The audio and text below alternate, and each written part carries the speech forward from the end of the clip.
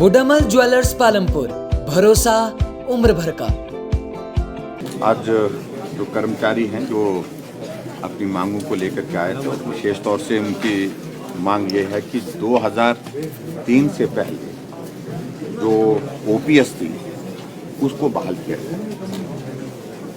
मैंने उनकी बात सुनी है सारी, लेकिन इस बात को भी हमको समझना पड़ेगा कि 2003 में अगर ओपीएस लागू की गई थी, आज हमारे कुछ कांग्रेस के विपक्ष के लोग भी इस बात को लेकर के कुछ गाहे बगाहे हम सुनते हैं उनको बोलते हुए, उनको इस बात को भी समझना चाहिए कि 2003 में सरकार हिमाचल प्रदेश में कांग्रेस पार्टी की, और कांग्रेस पार्टी की सरकार ने ओपीएस को खत्म करके नई पेंशन स्कीम की जो है एनपीएस की शुरुआत, और पूरे देश भर में शायद अगर मैं गलत नहीं हूं शायद पहला राज्य है हिमाचल प्रदेश जहां सबसे पहले एनपीएस को स्वीकार किया गया सरकार के द्वारा। और आज इस सारे विषय को लेकर के जो हमारे सामने परिस्थिति आई है, इस बात को हमको समझना पड़ेगा कि उस परिस्थिति के लिए हम दोषी नहीं हैं, लेकिन फिर भी पूरे देश ने एनपीएस को स्वीकार किया है। एक राज्य को छोड़ करके, वेस्ट बंगाल को छोड़ करके पूरे देश के सभी राज्यों में आज की तारीख में न्यू पेंशन स्कीम की चल रही है। और न्यू पेंशन स्कीम के अंतर्गत जो 2-3 इश्यूज थे, इनका जो शेयर है वो 10 से 14 करना, इनके लिए शेयर करना वो 10 से 14 करना, वो भी हमने किया। 2009 की नोटिफिकेशन के मुताबिक इश्यूज थे, जिनकी डेथ हो जाती है वो भी हमने, डेथ हो जाती है, एक्सीडेंट हो जाता है, उनको भी कवर करने के लिए जेसीसी में मामला उठाया, उसमें हमने उसको स्वीकार किया, हमने कहा इसको करेंगे। और ग्रेच्युटी की भी बात कहें तो वो भी हमने इनकी जो है वो दी है।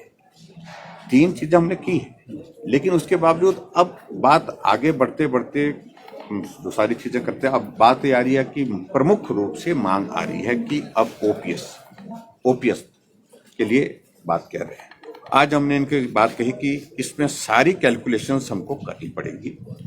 आज की परिस्थिति में प्रदेश की आर्थिक स्थिति को देखते हुए क्या हम इस स्थिति में हैं कि हम ओपीएस के लिए जा सकते हैं?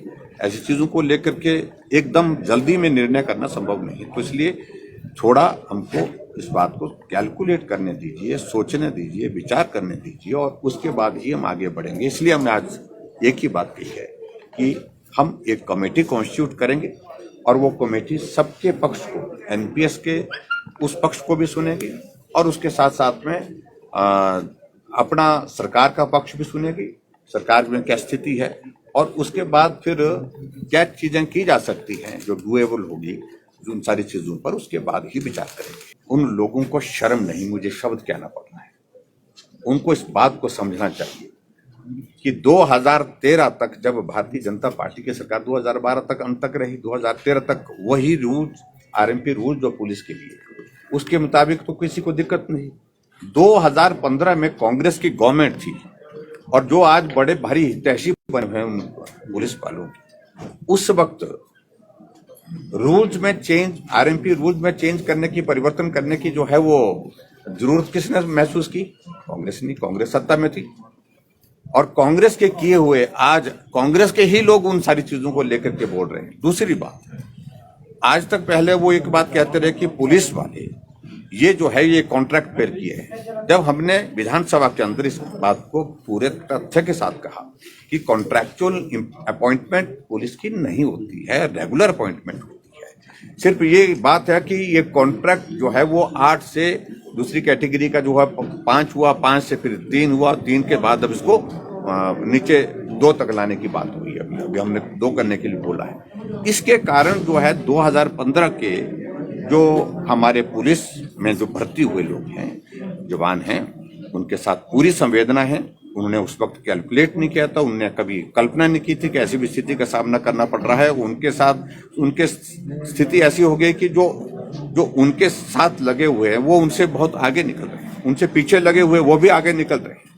तो ऐसे में पे बैंड का इशू है बेसिकली, तो पे बैंड पर उनने अपना पक्ष रखा है। उसको हम अध्ययन करने के बाद आने वाले समय में जो मदद करने की गुंजाइश जहां जिस तरह से निकल पाएगी उस तरह पर विचार करेंगे। डॉक्टर KDI's हॉस्पिटल, आपकी आंखों का हम रखेंगे ख्याल।